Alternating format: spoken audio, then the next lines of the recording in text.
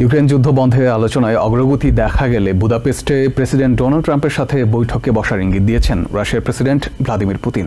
শুক্রবার হাঙ্গেরির প্রধানমন্ত্রী ভিক্টর অরবানের আমন্ত্রণের প্রতিক্রিয়ায় কথা জানান তিনি। এদিকে জার্মান চ্যান্সেলর ফ্রিডরিখ মের্জ অভিযোগ করেন, ইউরোপের নেতাদের সঙ্গে পরামর্শ ছাড়াই পুতিনের সাথে ইউক্রেন যুদ্ধ বন্ধ নিয়ে কথা বলেছেন হাঙ্গেরির প্রধানমন্ত্রী। অন্যদিকে কূটনীতি বিশ্লেষকদের ধারণা, ট্রাম্পের শান্তি পরিকল্পনা এবং ক্রেমলিনের প্রতিক্রিয়ার পর অরবানের মস্কো সফর বিশেষ কিছুর ইঙ্গিত দিচ্ছে।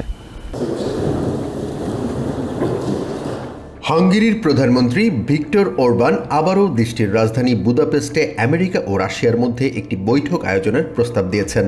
শুক্রবার মস্কোতে রুশ প্রেসিডেন্ট ভ্লাদিমির পুতিনের সঙ্গে বৈঠকের সময় তিনি এই আহ্বান পুনর্ব্যক্ত করেন। হাঙ্গেরির প্রধানমন্ত্রীকে ধন্যবাদ জানিয়ে পুতিন বলেন, সম্প্রতি প্রেসিডেন্ট ডোনাল্ড ট্রাম্প রাশিয়ার সঙ্গে বৈঠকের সম্ভাবনার কথা জানিয়েছেন। পুতিন আরও জানান, ইউক্রেন যুদ্ধ বন্ধে আলোচনায় যথেষ্ট অগ্রগতি দেখা গেলে তিনি বৈঠকে অংশ নিতে প্রস্তুত। То, что вы так откликнулись на возможную встречу между мной и президентом Соединенных Штатов. ইউক্রেন যুদ্ধবন্ধে ট্রাম্পের শান্তি পরিকল্পনার ভূয়সী প্রশংসা করেন হাঙ্গেরির প্রধানমন্ত্রী। এদিকে ক্রেমলিন জানিয়েছে, আগামী সপ্তাহেই মস্কোয় আমেরিকা ও রুশ প্রতিনিধিদের মধ্যে বৈঠক হওয়ার সম্ভাবনা রয়েছে। গত সপ্তাহে ট্রাম্প প্রস্তাবিত 28 দফা শান্তি পরিকল্পনা সমর্থন করেছিলেন অরবান। এদিকে ইউরোপিয়ান ইউনিয়নের নেতাদের সঙ্গে পরামর্শ ছাড়াই হাঙ্গেরির প্রধানমন্ত্রী পুতিনের সঙ্গে ইউক্রেন যুদ্ধ বন্ধ এবং ট্রাম্পের শান্তি পরিকল্পনা নিয়ে কথা বলেছেন বলে জানান জার্মান চ্যান্সেলর ফ্রিডরিখ মের্জ। তিনি বলেন, ওরবানের মস্কো সফর ফলপ্রসূ হয়নি। বার্লিনে স্লোভেনিয়ার প্রধানমন্ত্রী রবার্ট গোলোবের সঙ্গে যৌথ সংবাদ সম্মেলনে মের্জ বলেন, ইউক্রেন যুদ্ধ বন্ধ বিষয়ক ওরবানের কোনো পরিকল্পনাই এখন পর্যন্ত সফল হয়নি। যুদ্ধবন্ধে ওরবানের উদ্যোগ আবারও ব্যর্থ হবে বলেও সন্দেহ জানান তিনি। এদিকে ইউক্রেনকে সহায়তায় রাশিয়ার সম্পদ ব্যবহারে ইউরোপিয়ান ইউনিয়নের পরিকল্পনায় বেলজিয়ামের সম্মতি আদায়ের চেষ্টা করছেন জার্মান চ্যান্সেলর। ইউরোপিয়ান কমিশন ও কয়েকটি সদস্য দেশ রাশিয়ার সেন্ট্রাল ব্যাংকের স্থগিত তহবিল ব্যবহার করে কিয়েভকে ঋণ দেওয়ার প্রস্তাব দিয়েছে। তবে বেলজিয়াম সতর্ক করেছে, ইউরোক্লিয়ার ডিপোজিটরিতে রাখা এসব সম্পদ ব্যবহার করলে কঠোর আইনি ও পাল্টা ব্যবস্থা নিতে পারে মস্কো।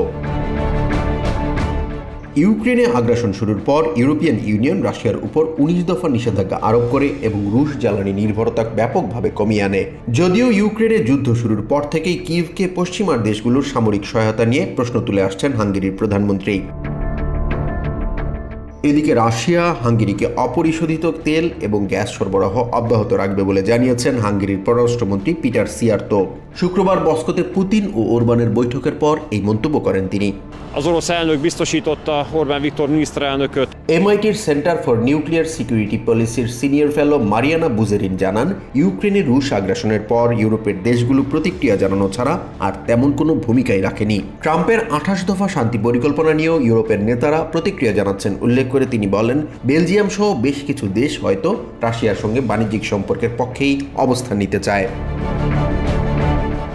হাঙ্গেরির প্রধানমন্ত্রীর মস্কো সফর শান্তি আলোচনায় গুরুত্বপূর্ণ ভূমিকা রাখতে যাচ্ছে জানিয়ে বুজেরিন বলেন, মস্কোর সাথে সম্পর্ক স্বাভাবিক রাখতে শুরু থেকেই চেষ্টা চালিয়ে গেছেন অরবান।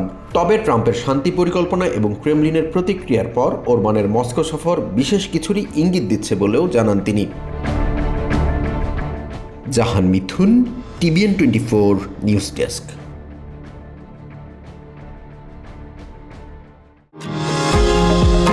নিউ ইয়র্ক থেকে সম্প্রচারিত টিভিএন 24 টেলিভিশন বিশ্বজুড়ে বাঙালির কণ্ঠস্বর।